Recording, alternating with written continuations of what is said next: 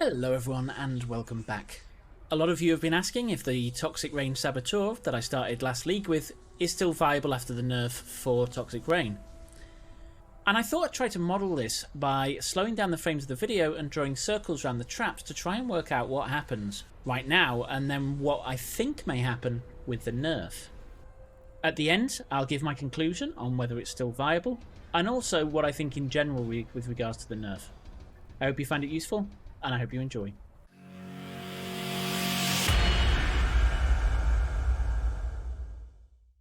Okay, to try and be scientific about this, I launched multiple different scenarios for mines. In this case, this is Conk Effect Normal Toxic Rain.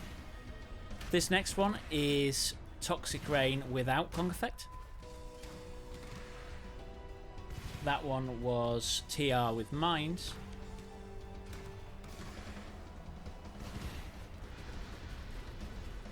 This one is another TR with mines, but with other mines on the field, so we should get a bigger explosion radius.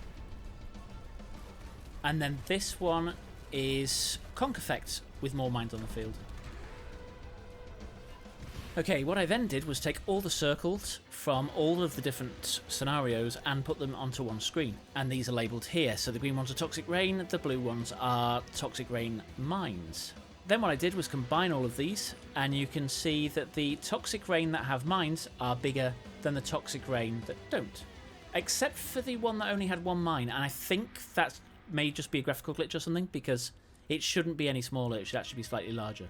Now, if we look at the diameter of the Toxic Rain Conk Effect against the multi-mine Conk Effect, we actually see that the diameter increases by exactly 55%, which we would expect with 17 mines and a minus 30 from the Conk Effect. However, Toxic Rain Mines does not scale by 55%. It scales by about just under 12, which either means there's a big diminishing returns for getting up to 70% area of effect, or it's a graphical glitch, or there is a cap on how big these can be. I would assume it's diminishing returns. So what I then did is decided to try and just draw a circle that would be the size of a mine if it did fully scale at 55%. And as you can see, it takes up most of the screen, which would probably be a bit silly. So diminishing returns really does make more sense here.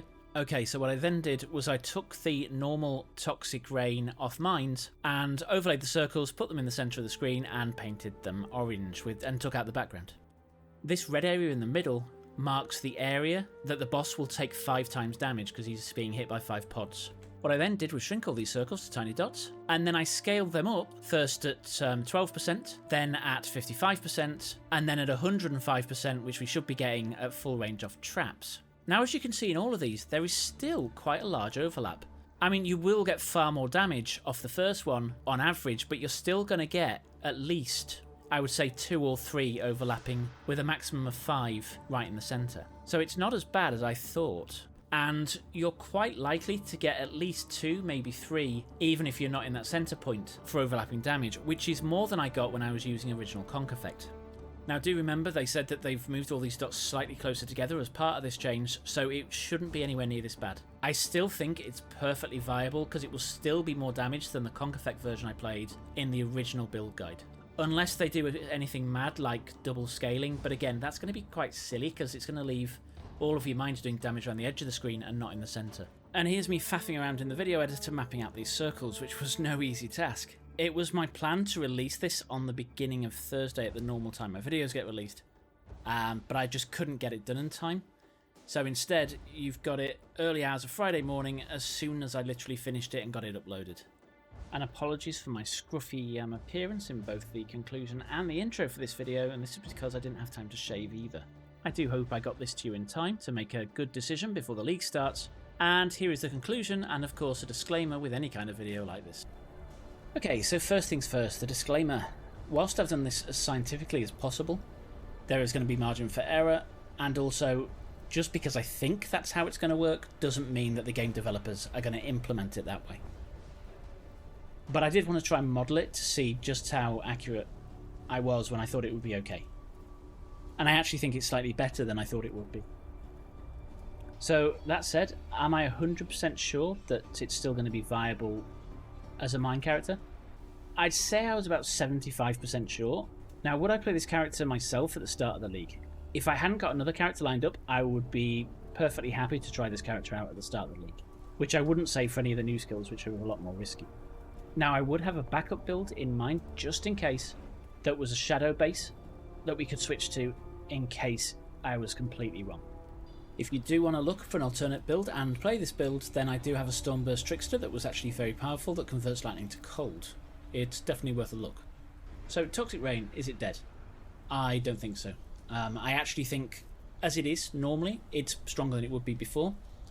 I think it opens up some interesting possibilities now, in that you could use more conk effect, whereas before you've always avoided it, unless you were me on the first version of this build guide, which may have been slightly misconceived, but I was thinking for the future where it could actually be better.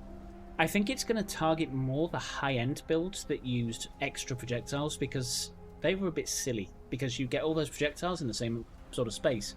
Now that all of those are forced to be further apart, it would sort of push those outwards in sort of a more even distribution, whereas now they're close together, and you have like 7, and in some cases even 10 overlapping spore pods, which is simply ridiculous. So I think high-end builds probably going to be a lot less damage than they were before.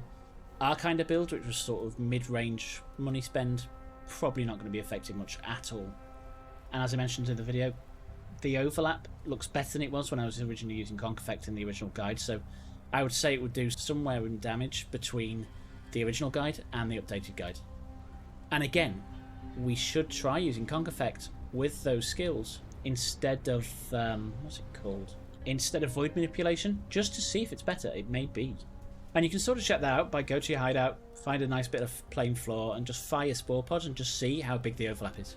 Now, I also think the other interesting thing is, as our spore pods are going to be spread further apart, the clear on this is actually going to improve regardless. What's probably not going to be as good as the boss damage, but I can see a sort of world where you have 2 different setups on a weapon swap. One for bosses, which uses all-out conk effect, and one for normal clear, which uses increased AoE potentially.